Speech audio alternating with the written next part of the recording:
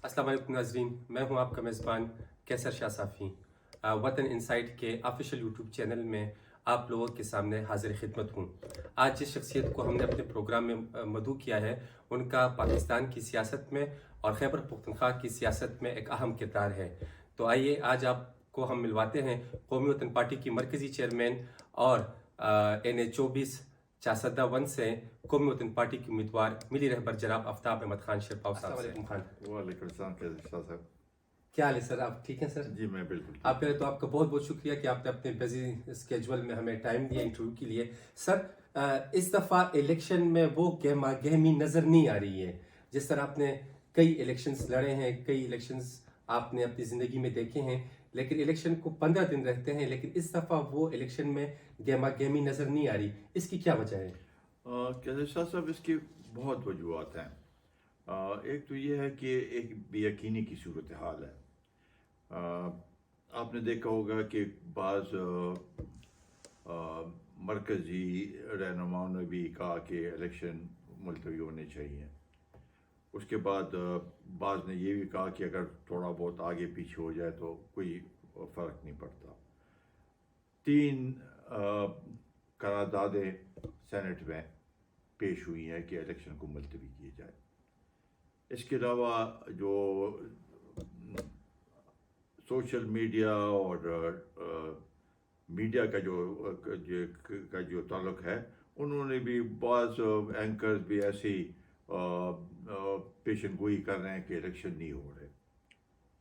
साथ ही साथ ये मौसम का जो सूरत हाल है, सर्दी हद से ज़्यादा है और दिन बड़े छोटे हैं, तो उस वजह से भी वो माहौल नहीं बन रहा। इन सब चीज़ों को देखते हुए मेरा ख़्याल है कि एक दूसरा जो अहम बात है वो ये है कि लोग कुछ मायूस हो गए हैं और वो समझते हैं कि ये सियासी पार्टियां ये जो कुछ कर रहे हैं इससे हमें कुछ नहीं हासिल हो रहा। महंगाई इतनी है, बेतहाशा महंगाई है, तो ये भी एक वजह है कि लोग वो दिलचस्पी नहीं ले रहे हैं। फिर एक और जो बड़ी वजह वो ये है कि जब तक ये बड़े सियासी पार्टियां गहमा गहमी या जलसे बड़े बड़े जलसे नहीं शुरू करेंगे, तो ये सूरत हाल ऐसी की चूँकि तो ही रहेंगे। भी कुछ दिन 14-15 दिन रहते हैं इलेक्शन में और सूरत हाल वही है। सिर्फ पोस्टर आप देखते हैं कि पोस्टर लगे हुए और वो गहमा गहमी नज़र नहीं आ रही। तो ये चंद एक वजूहत हैं जिसकी वजह से ये सूरत हाल। आज भी मैं चासदा जा रहा था, हमारे एक MNA के कैंडिडेट हैं, तो वो मेरे साथ बैठे, तो उन्होंने कहा कि ये इलेक्शन हो रहे हैं। तो मैंने कहा हाँ हो रहे हैं। तो पहला सवाल भी जब कहीं भी जाता हूँ ये सवाल होता है कि जी इलेक्शन क्या, इलेक्शन हो रहे हैं। तो ये सूरत हाल इसकी वजह से ये बेयकीनी की सूरत हाल पैदा हुई है। Bilawal Bhutto chairman Pakistan peoples party ये बार बार दोहरा रहे हैं हर जलसे में कि सिर्फ वो आवाम के बीच में है, बाकी पॉलिटिकल पार्टियां जो बड़ी पार्टियां हैं वो आवाम के दरमियान नहीं है। आप इसके बारे में आपका तबसरा क्या है? कुछ हद तक तो सही है कि वो उसने इलेक्शन वो के जलसे वगैरह शुरू किए। हमारे सूबे में भी काफ़ी 3-4-5 प्रोग्राम किए, बाकी जगहों में भी किए हैं। दूसरी जो बड़ी पार्टी थी तो वो उनके जो लीडर है, सुप्रीम लीडर है, वो मुल्क से बाहर थे। वो वापस आए तो उन्होंने ये कैंडिडेट्स को इंटरव्यू करना शुरू किया। उसमें काफ़ी वक्त लग गया उनका, तो अब तक वो पिकअप नहीं कर सके। लेकिन अब शुरू तो हो गए हैं। लेकिन फ़िलहाल सूरत हाल यही है। मेरा ख्याल है GY की भी उस तरीके से गहमा गहमी या जलसे नहीं हो रहे जो कि होने चाहिए। एक और जो वजह है वो ये भी है कि कुछ इलाकों में तो सिक्योरिटी थ्रेट भी है, ख़ासकर हमारे जनूबी अजला और उसके साथ जो फाटा डिस्ट्रिक्ट्स हैं, इस तरफ बाजौड़ में भी, दूसरी जगहों में भी, हर एक जगह कुछ न कुछ खैबर में। तो ये इसके भी असरात इलेक्शन पे पड़ रहे हैं। तो ये सब चीज़ें हैं لیکن پولیٹیکل پارٹیز کو چاہیے کہ نکلے میدان میں اور اپنے ووٹرز کے پاس پہنچیں، جلسے کریں اور ایک ماحول بنائیں۔ سر ہماری سیاست میں ہمیشہ لاڈلے کا کردار ہمیشہ ہر الیکشن میں ہوتا ہے اور سب کی نظر امپائر کی انگلی پہ ہوتی ہے۔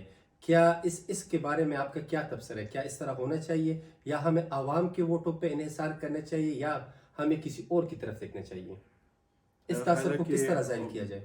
جینوئن الیکشن تو وہ ہوتے ہیں کہ عوام جس کو منتخب کرے وہ صحیح منتخب نمائندہ ہوتا ہے۔ جو دوسرے راستے سے آتے ہیں، جو سلیکٹڈ ہو کے آتے ہیں، تو ان کا نتیجہ تو آپ نے دیکھ لیا، وہ تو فیل ہو جاتے ہیں۔ ان کی یہ پرواہ تو ہوتی نہیں ہے کہ بھئی میں نے کسی کو جواب عوام کو جواب دے ہونا ہے، کیونکہ وہ کسی اور طریقے سے آئے ہوتے ہیں۔ تو یہ طریقہ تو جب تک ملک میں ہوگا تو جینوئن لیڈرشپ نہیں آئے گی۔ اور آپ نے دیکھ لیا کہ جو سلیکٹڈ وزیر اعظم تھا وہ اپنی پوری ٹینور پورا نہیں کر سکا، کیونکہ باقی پارٹیوں نے اس کے خلاف آواز اٹھائی تھی اور وہ خود بھی اس لحاظ سے ناکام ہوا کہ وہ کچھ ڈیلیور نہیں کر سکا۔ تو یہ اس صورتحال میں تو میرا خیال ہے کہ اگر یہی سلسلہ رہا تو ملک کے جو اصل مسائل ہیں اس پہ وہ توجہ نہیں دی جا سکے گی اور لوگ پریشان ہوں گے، ملک کی معیشت بھی بہتر نہیں ہوگی۔ سر 2018 کے الیکشن میں ایک سوچی سمجھی سازش کے تحت پختونوں کی لیڈرشپ کو الیکشن سے باہر کیا گیا۔